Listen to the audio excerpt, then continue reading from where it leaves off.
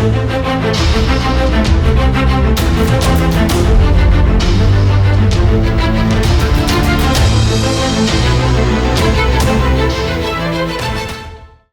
Captain SK sir services selection board interview के classes में बोलते हैं, जब लेक्चरेट पढ़ाते हैं, कि भाई lecturette is more of public speaking. हाँ, मतलब पब्लिक स्पीकिंग पे की जो कला है ये आनी बहुत बहुत बहुत बहुत जरूरी है। अब मुद्दा बड़ा सिंपल सा है। हमारे जवान भाई जो चार दीवारी में बंद हैं, जो फील्ड एरियाज में हैं, जो यूनिट्स में सर्व कर रहे हैं, सुबह से शाम तक रगड़ा हो रहा है, जिनको पब्लिक स्पीकिंग का एक्सपोजर नहीं हो रहा है, वो लेक्चरेट की कैसे तैयारी करें? क्योंकि लेक्चरेट तो भाई सर्विस एंट्री एस्पिरेंट्स के लिए भी है, बिल्कुल वही एसएसबी प्रोसेस है सर। तो उस केस में हमारे जवान भाई जो भी ACC entry, SCO entry, PCSL entry के थ्रू एसएसबी फेस कर रहे हैं सर, वो लेक्चरेट्स की कैसे तैयारी करें? अक्सर सर हमारे वीडियोस में कमेंट्स आ जाते हैं कि सर लेक्चरेट के टॉपिक्स दे दो, लेक्चरेट का कंटेंट दे दो, और आप हमेशा बोलते हो कि यार रटा रटाया अप्रोच एसएसबी में नहीं चलेगा। सही अब सर उनकी प्रॉब्लम्स को भी केटर करना है भाई, वीडियोस बना रहे हैं सर हम, तो उनका वो तो कमेंट करके पूछेंगे हमसे चीजें। तो मुद्दा बड़ा सिंपल है, एक कॉमन जो जवान भाई जानना चाहते हैं हमारे कि सर लेक्चरेट की कैसे तैयारी करें? लेक्चरेट इज लास्ट टेस्ट और 6th test in the battery of GTO series and last test of day 3। वैसे ये एक्सटेम्परे होता है, बट वो लेक्चरेट हो गया क्योंकि भाई ठीक है, कॉमन भाषा में इस तरीके से बता दिया जाए। 2.5 मिनट का समय मिलता है इनको तैयारी करने के लिए। अब क्या है, मैं क्यों बार बार कहता हूं कि it is more your public speaking ability instead of your knowledge, because you all are knowledgeable candidates. अगर आप एसएसबी में आ रहे हो तो अपनी नॉलेज मत दिखाओ। You are knowledgeable for that you are in SSB. अब तो जितनी आप दिखा के आ चुके उतनी संभाल के रख लोगे तो भी बहुत है, ठीक है। क्या है कि अगर आपके पास नॉलेज नहीं होती, किसी कैंडिडेट के पास नॉलेज नहीं होगी, तो उसको SSB, you are not visiting SSB on your own, you are invited people. आपको उन्होंने डेट दी है, आपके रहने के बंदोबस्त किया है, आप वहां रहेंगे, खाएंगे, आपकी सारी सहूलियत की देखभाल की गई है सर्विस सिलेक्शन बोर्ड में। इसका मतलब है कि आप की नॉलेज पर अब बहुत ज्यादा डाउट नहीं है सिलेक्शन बोर्ड को। अब आपके थॉट प्रोसेस के ऊपर डाउट हो सकता है, आपकी अवेयरनेस के ऊपर डाउट हो सकता है, आपकी एबिलिटीज के ऊपर डाउट हो सकता है, नॉलेज अभी बहुत ज्यादा नहीं। जब आप लेक्चरेट की बात करें या लेक्चरेट की तैयारी शुरू करें, देखिए सर्विस एंट्री कैंडिडेट्स हैं, सबको पता है थर्ड टॉपिक जो होता है वो सर्विस रिलेटेड आता है आपकी जी, ठीक है। चाहे वो क्वार्टर गार्ड आए, चाहे वो ड्यूटी आए किसी की भी, duty of senior JCO, duty of guard commander, या आपका बड़ा खाना, इंपॉर्टेंस ऑफ रेजिंग डे, है ना, या सैनिक सम्मेलन, इस तरीके के टॉपिक्स आते हैं आपके यहाँ। तो ये तो आप जिंदगी जी रहे हैं, इसमें तो कुछ पढ़ने वाली कोई बात नहीं है, ठीक। अब ये होता है कि भाई जैसे हम रेगुलर वो काम करते हैं, हम उसी रेजिमेंट में जी रहे हैं, मगर उसमें जो जवाबदारियां मिल रही हैं लोगों को, उसकी जानकारी हम इकट्ठी नहीं रखना चाहते कि इसकी क्या क्या ड्यूटी है। खास करके एससी और पीसीएसएल एंट्री वाले तो गार्ड कमांडर रह के ही आए होते हैं, तो भाई इनको तो एक्सपीरियंस हो गया होता है उतना कम से कम कि भाई गार्ड कमांडर की क्या क्या ड्यूटीज हो सकती हैं, है ना। वो एक एसओपी होती है, वो आपको पता होगी। हम क्या करते हैं, बस काम करे जा रहे हैं, लेकिन उससे सीखा क्या या उसके बारे में जानने की जो इच्छा होती है, हमारी जिज्ञासा जो होती है वो कम रह जाती है, जिसके वजह से वो भी हमें सब्जेक्ट दिखाई देने लग जाता है ना। जैसे मान लीजिए सर, अब कोई बच्चा है वो कहता है कि जी मैं क्रिकेट खेलता हूँ, रोज क्रिकेट खेल रहा है, उससे आप पूछ लीजिए स्टंप्स की हाइट कितना होती है इन इंचेस, नहीं पता उसे। उससे पूछिए पॉपिंग क्रीज क्या होती है, कहता है ये तो वर्ड शब्द ही पहली बार सुन रहा हूं मैं। तो भाई इसका मतलब है काम तो वो रोज कर रहा है, मगर जिज्ञासा नहीं है, उसी काम को करने के बाद जानने की इच्छा नहीं हुई। तो पहले अपनी जिज्ञासा बढ़ाइए, और जब जो काम आप कर रहे हो इसमें अगर इसकी जिज्ञासा आपके अंदर है, इसको जानने की इच्छा हुई, तो दुनिया में और क्या चल रहा है उसको भी जानने की इच्छा बढ़ जाएगी आपकी जिज्ञासा, क्यूरियोसिटी बढ़ाओ अपनी आप, है ना। You need to be good with your general awareness, है ना। तो हाँ जी, पहले स्टेप पे आपने कहा कि जनरल अवेयरनेस पे काम करो जी। अपने इर्द गिर्द क्या हो रहा है, जिन ड्यूटीज को आप पूरा कर रहे हो, उन ड्यूटीज को आप पहले सही ढंग से समझिए कि ये सही मायने में जवाबदारी क्या है। गार्ड कमांडर का मतलब ये नहीं है कि 3 गार्ड आप जाकर के ड्यूटी लगा दी और जाकर के सो गए। ये गार्ड कमांडर की ड्यूटी थोड़ी ना है। गार्ड कमांडर की क्या ड्यूटी है, एसओपी में क्या लिखी गई है वो बताइए। ठीक है, तो इस तरीके से आप पहले तो अपना जो काम कर रहे हैं उसमें अवेयरनेस बढ़ाएं, पहली बुनियादी चीज। अगर आपका जो इंटरनेशनल अफेयर्स है ये सब अगर थोड़ा कहीं पीछे रह भी जाता है तो कम से कम आपको कार्ड में एक टॉपिक तो जरूर वो मिलने वाला है जिस पे आप खुले मन से अपनी बात कर सकते हैं, क्योंकि ये आपसे रिलेटेड होता है। शायद इसीलिए एसएसबी प्रोसेस ने इनको ईज करने के लिए वो टॉपिक डाला हुआ है सर। हाँ, बिल्कुल जायज बात है कि देखिए थर्ड टॉपिक जो होता है वो सोशल अवेयरनेस टॉपिक होता है। चाहे सिविल कैंडिडेट्स के लिए भी उसी तरीके की चीजें आती हैं, importance of games in school time, है ना, या importance of discipline in life, where there is a will there is a way. इस तरीके के टॉपिक बाहर सिविल कैंडिडेट्स के लिए आते हैं, आपके लिए वही फौज से रिलेटेड आ जाते हैं। अब उसके बाद फिर 2-3 चीजों के ऊपर आप देखिए कि अपने आप को न्यूज से अपडेटेड रखा करिए।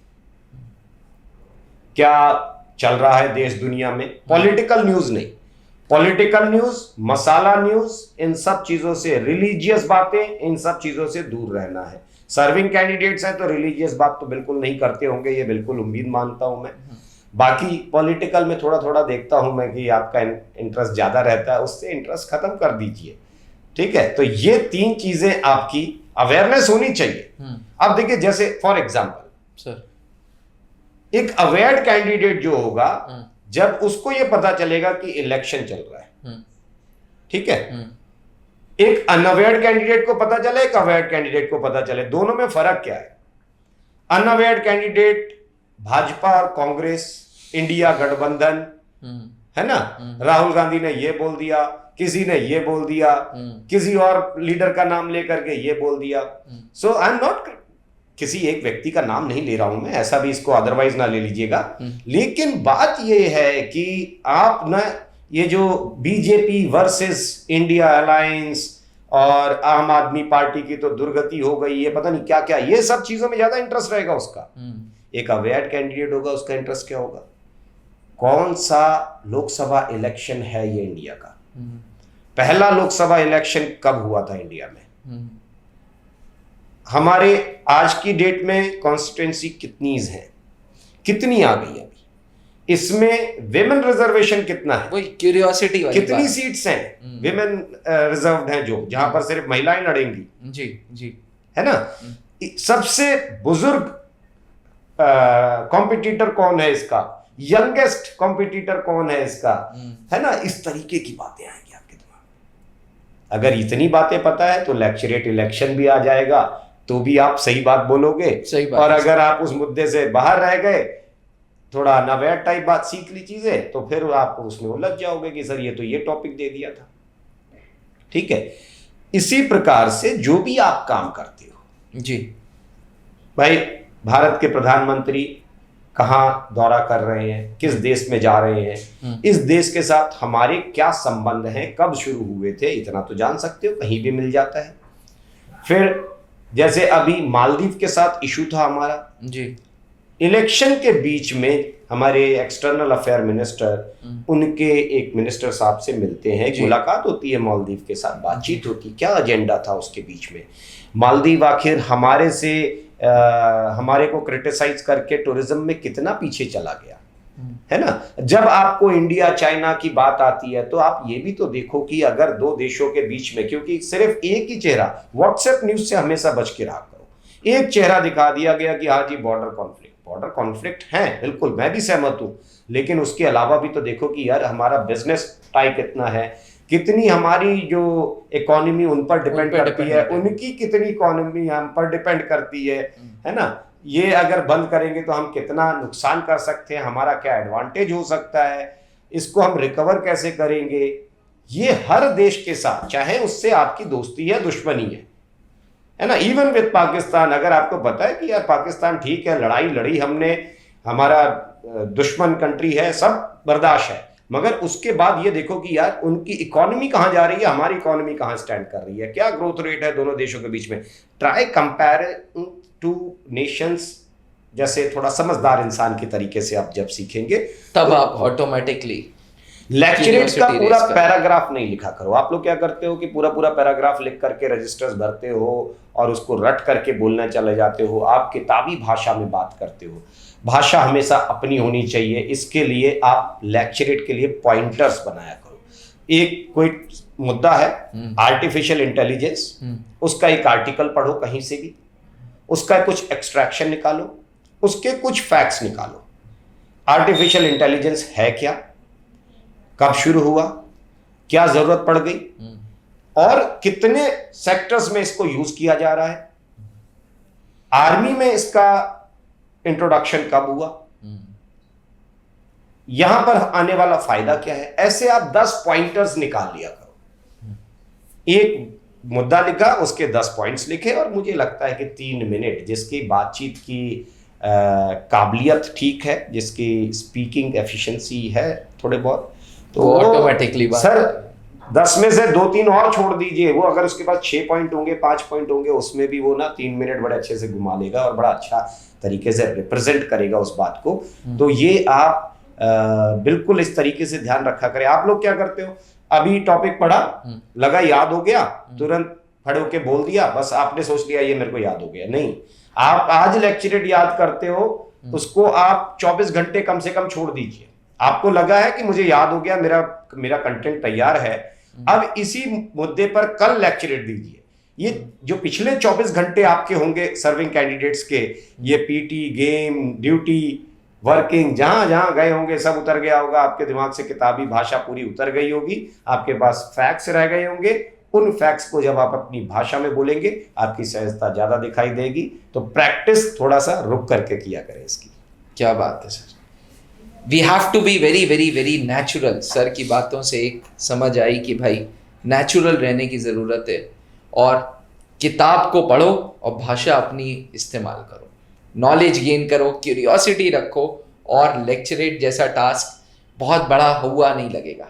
एस्पिरेंट्स, हमारे ऑनलाइन बैचेस में जो सर्विस एंट्री के लिए होता है, उसमें हम लोग रोज लेक्चरेट की प्रैक्टिस करते हैं।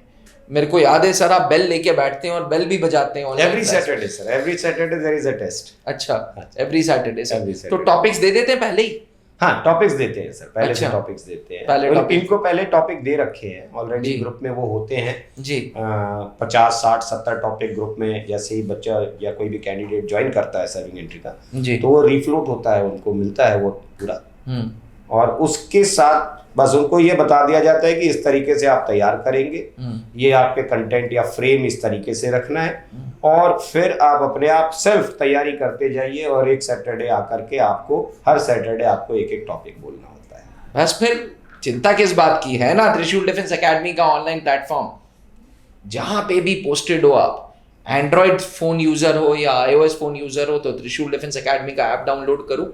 ऑफिसर्स कोर्स में SSB इंटरव्यू पे क्लिक करोगे, आपको सर की फोटो मिलेगी उस ऐप पे, उस पे जाओ, एक बार हमारे डेमो वीडियोस देखो और इस बैच से जुड़ो।